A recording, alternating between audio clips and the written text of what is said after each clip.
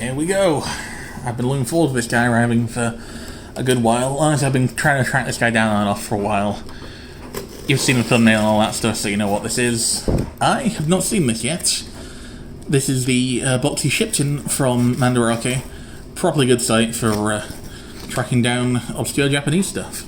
Even though, to the best of my knowledge, this guy was never actually released in Japan.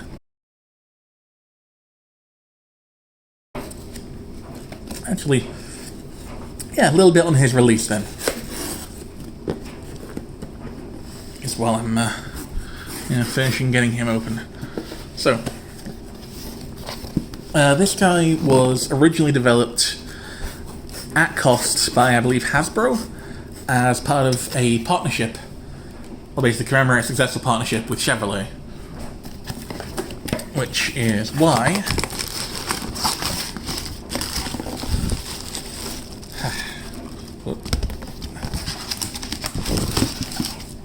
get this box out of the way. Which is why he turns into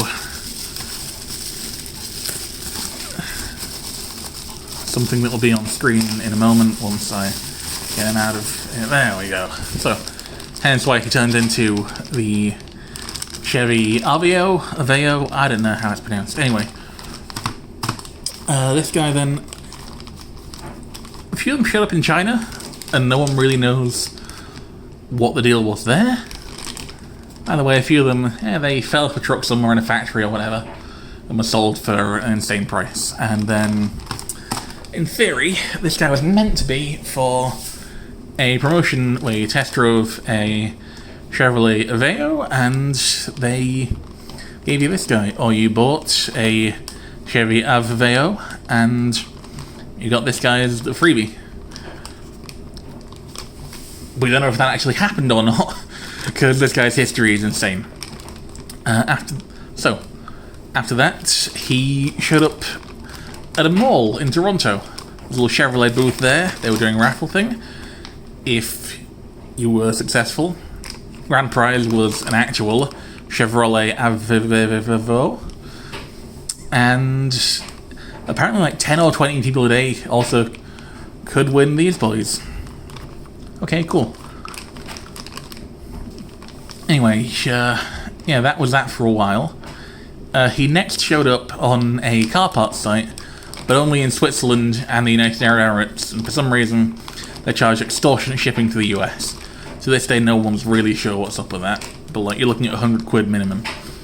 He later went up for sale on Big Bad Toy Store, a site that does a lot of Transformers stuff, and was, in fairness, known for having some of the early web exclusives, stuff like Battle Unicorn. Anyway, they were sold there at an insane price, which gradually came down until they sold up all their stock. And for a while, everyone thought that was it, until he showed up at a dollar store in fucking Toronto again. And this guy, I don't know which release he's from. All I know is that he came from Japan, which means that he's probably travelled through quite a few countries in order to get to me. This is the original packaging even, the original proof of purchase bag, which I'm now going to ruin his resale value by opening, because that's who I am as a person. You know, I'm not really a mint on card kind of collector. I'd rather, experience the engineering for myself. But I am at least going to open the bag carefully with a pair of incredibly small scissors. Because, they're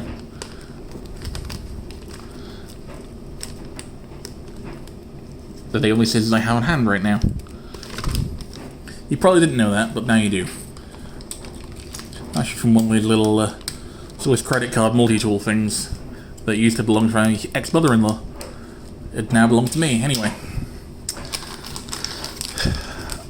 let's free him from his plastic tomb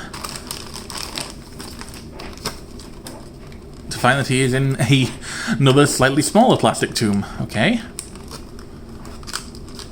Cool. It's just tape.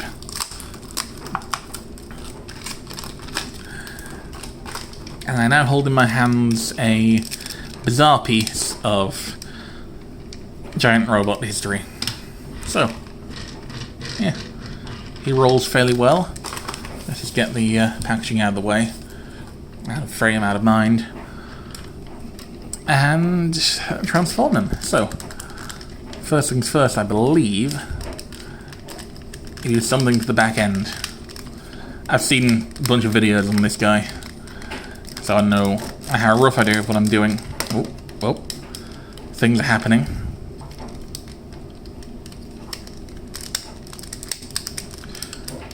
Yep, you untab those. This guy really does tab together something fierce. I gotta admit, I am rather impressed. So, untab everything.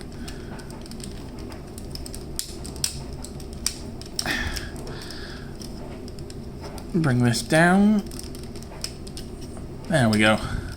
And this is the reason that a lot of people like this guy, the kind of foot swivel transformation thing, which I will admit, kind of very cool. I get why people like this. It's not something that, engineering-wise, you really see a lot of. And yeah, he does, for whatever reason, have more ankle articulation the wrong direction, but, you know, I'm not going to hold it against him. He can't help it. Careful with that slightly, oh god, the hinges aren't made of clear plastic, it's just adjacent to it. These swivels down here are though, so, you know. You know what they say about clear plastic? You may or may not know what they say about clear plastic, in all fairness. I don't know how much you know about this whole thing. So, legs. Arms then, all I know about his arms is that they're notorious for popping off during transformation.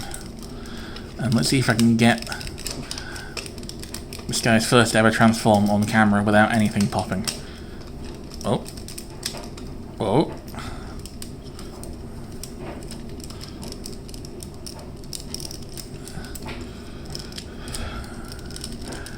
Okay, yeah. I'm picking up what you're putting down here, buddy. Okay, yeah, these swing up. And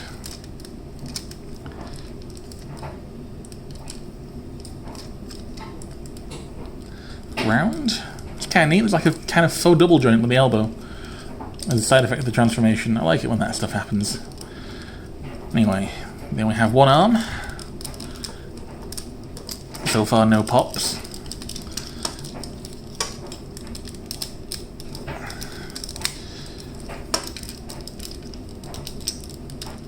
Other arm.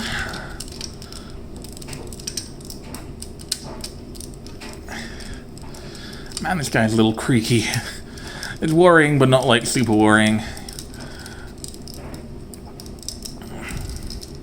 You know, some of it is just that, like, this was the engineering of this kind of, this whole era. So, bring those forward. Swivel the legs to face the right way. And then collapse the hood down. And here this has got a peg in somewhere, right? This feels too loose to not have some kind of definite locking, some kind of more definite locking point. Oh well, it should be fine. So, here we have then Aveo Swerve in robot mode, something I've been looking for quite a few years now, and finally got it for a good price on, as previously mentioned, Mandarake. So, yeah, this guy is a chunky little boy. Let's get a close look at that head sculpt. And yeah, that's pretty cool. I might stick a slightly clearer faction symbol on the front. I have a bunch of rapper labels upstairs that are silver backed, so I might go for that. Just for, you know, so it's a little clearer on there. And yeah, I am genuinely quite taken with this guy in person. Actually, I will check the instructions just to see if the chest tabs are... Oh, this takes you back. This style of instruction is what they used for the old 2001 Robots in Disguise line, which is the Transformers that I grew up with. Let's see, no apparent locking mode, reverse order of steps. No apparent locking tab, reverse order of steps, blah blah, okay. Cool, so. I'm impressed with this guy, you know? So, size comparison then. Just because it's the Waterhound hand right now, here he is with Styric, myself, Mark, and with his fellow Autobot, Lemonade. He's a lot beefier. This guy, he's just a big old brick, and I kind of love him. A brick in the physical sense, not in the articulation sense, because, like, let's get into that, actually, sure. So, shoulders then are ball jointed, with an interesting, actually quite an unusual ball joint design. Yeah, because they have kind of, it's kind of open on two sides, partly for transformation, I'm assuming, but also means that despite it being on a ball joint, you can get it all the way out like this, and he can T-pose Ultra Magnus style. Anyway, he has about 90 degree at the elbow, but if you want to use a transformation joint, you can get further than that. Because, yeah, this guy has this weird double elbow setup. Not sure what's up with that. Swivel at the wrist. A little bit useless, seeing his hands are exactly the wrong size for 5mm and 3mm weapons. It's possible to find stuff for him to hold. I'm not going to bother to do so. Head is on pretty expressive sort of ball joint that then attaches to a post that swivels at the butt. Something was going to pop off, wasn't it? Something always was. But yeah, that's good. That's decently expressive. His head's actually based on the Autobot symbol to a degree as well, so that's kind of cool. Swivel at the waist for transformation. Ball joint hips, hinge knees. You can get a good 90 degree out of them actually. Ankles tilt very slightly inward and quite a lot further outward. I'm not sure what's up with that. But you can also use a transformation joint here to get kind of a wider stance if you need to, which you probably don't. This guy just looks good in the kind of stock standing position.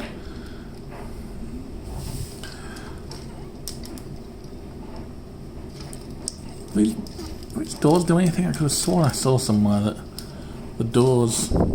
No, it stays there. Okay, cool. So, yeah, that about covers this guy. I'm genuinely quite impressed with him. He's from like an era that has some really fun engineering and some really underrated engineering.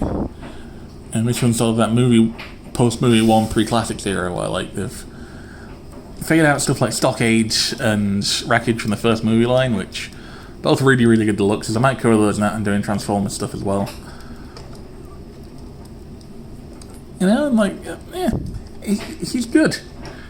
His release history is insane, and it's a miracle that I own him, and that he exists at all for people to own, but, you know, sometimes that's just how it be. Anyway, I'll see you next time for something that is not this guy.